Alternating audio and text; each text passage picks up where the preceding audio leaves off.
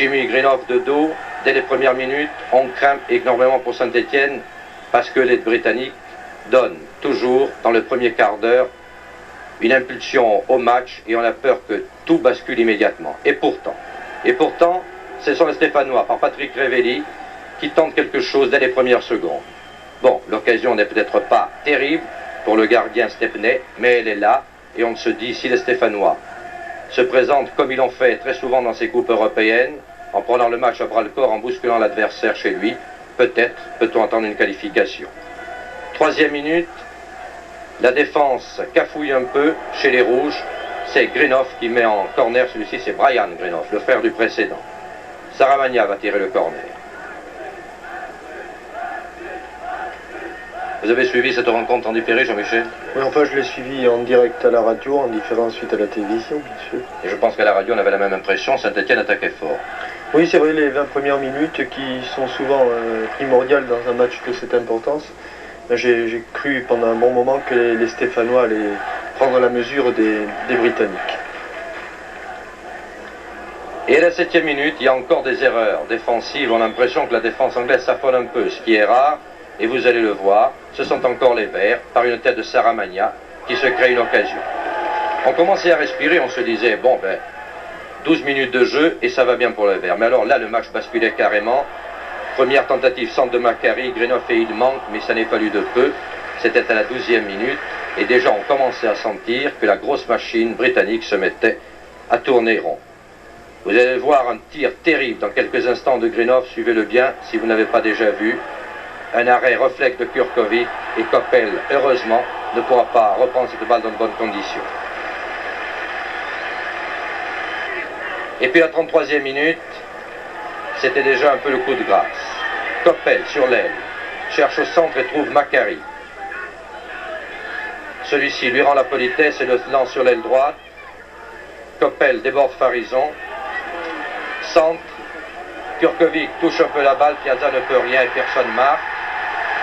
1-0, le but qu'il ne fallait pas prendre. Rappelons-nous qu'au match aller, les deux équipes avaient fait match nul à Saint-Étienne, un partout. Saint-Étienne avait donc encaissé ce but qu'il ne faut pas prendre sur son terrain en Coupe d'Europe, tant que faire se peut, bien entendu.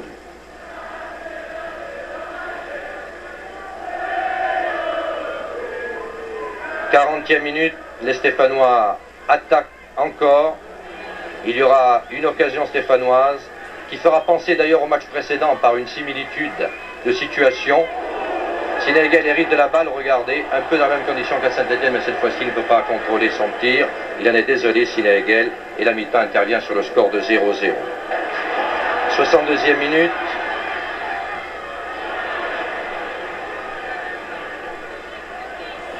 Vous allez le voir, un centre de Coppel, Magrat et il rate.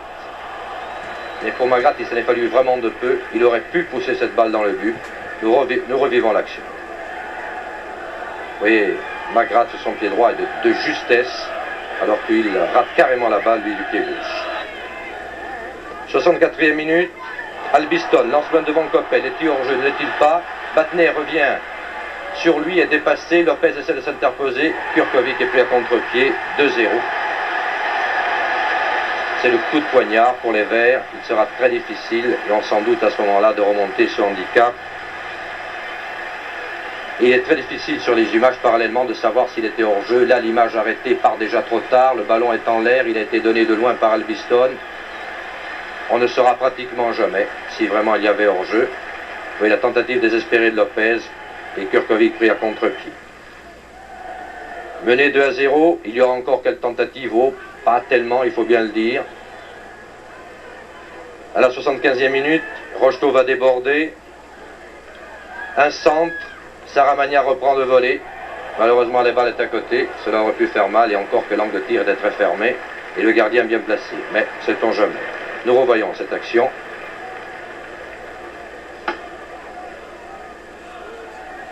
Rocheteau, Saramagna. 79e minute pratiquement, une des dernières actions dangereuses de Saint-Étienne. Un tir de Sinegel et un arrêt de Stepney. Très bon gardien d'ailleurs. C'en était fini des chances de Saint-Étienne.